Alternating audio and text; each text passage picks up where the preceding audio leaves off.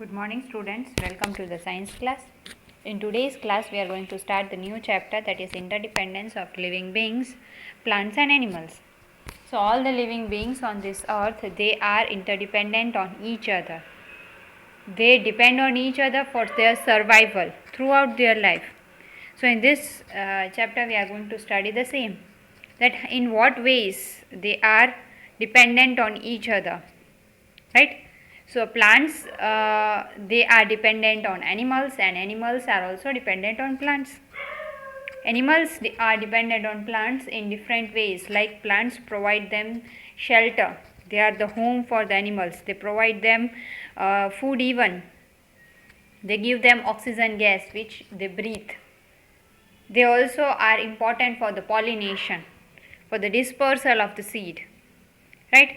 Even the animals, they help the plants in by dispersal of the seeds, by providing carbon dioxide and by giving nutrients. How come nutrients? That we will see later on this in this chapter. Let us study firstly the dependence of the plants on animals. So how plants they depend on animals? Plants depend on animals for their basic need. Like animals, they breathe in oxygen while they give out carbon dioxide. So this carbon dioxide given out by the animal is required by the plants to make their own food. Some animals, when they die, mostly all animals, when they die, what happens? Their dead body is converted into the nutrients. So this nutrient is absorbed by the plant from the soil. So this is how plants they depend on animals. Even they depend on animals for their pollination and dispersal of the seed process also, right?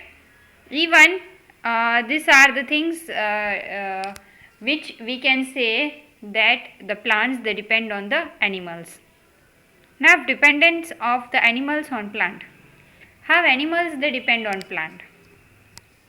Animals, they cannot make their own food, so their main source of the life, that is the food which they need throughout their life, that they get from the plants. Even the oxygen that they breathe, they get from the plants. Some animals, like birds, they live on the trees, so they are dependent on the plants. Some arboreal animals, they also live on the trees throughout their life, so that's how they are dependent on the plants.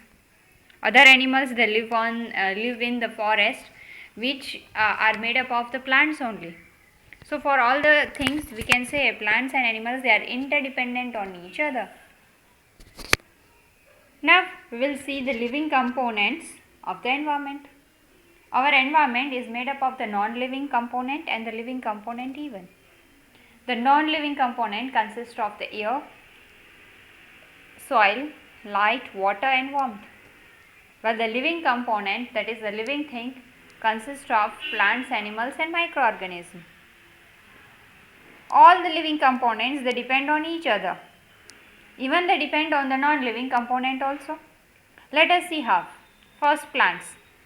Plants, they need carbon dioxide which they get from the respiration, by exhalation of the carbon dioxide from the human beings, from the animals. But this carbon dioxide they get from the non-living component air also. Plant needs to prepare their own food. For that it needs sunlight which they get from sun.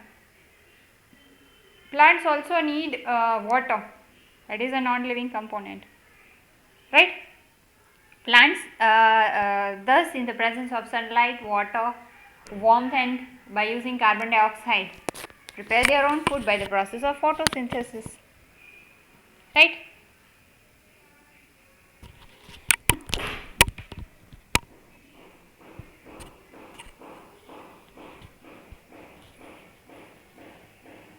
This is how we can say plants depend on living component also and non-living component also. Plants even depend on the soil for the nutrients, the nutrients which plant require for the lifetime, for their growth, to stay alive, that they get from the soil, which was indirectly an dead animal's nutrient. How We will study later. We will see it in the next part of this chapter only, right?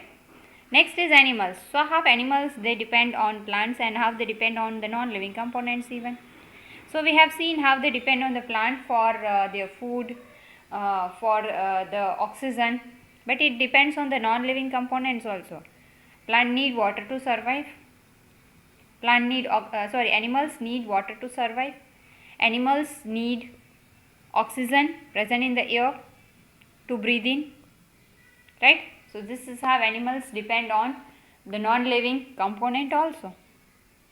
The third member of the environment, the third living component of the environment is microorganisms. They are the small organisms which are present in the environment. We cannot see them from their naked eye.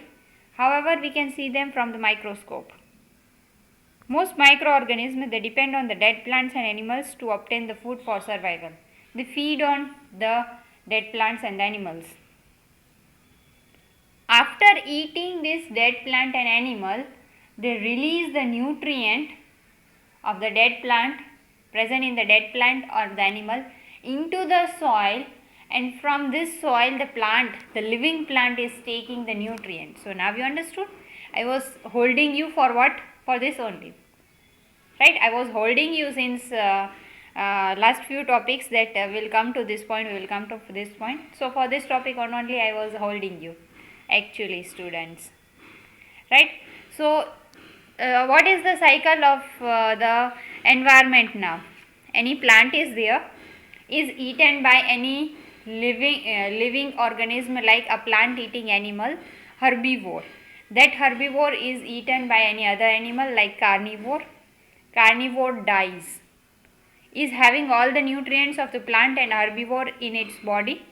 So the microorganisms feed on this dead carnivore, and then they convert their dead body, they decompose their dead body, and then the left nutrients, they add the nutrients present in their dead body into the soil, and then the living plant gets this nutrient from the soil. So based on this, here we are having category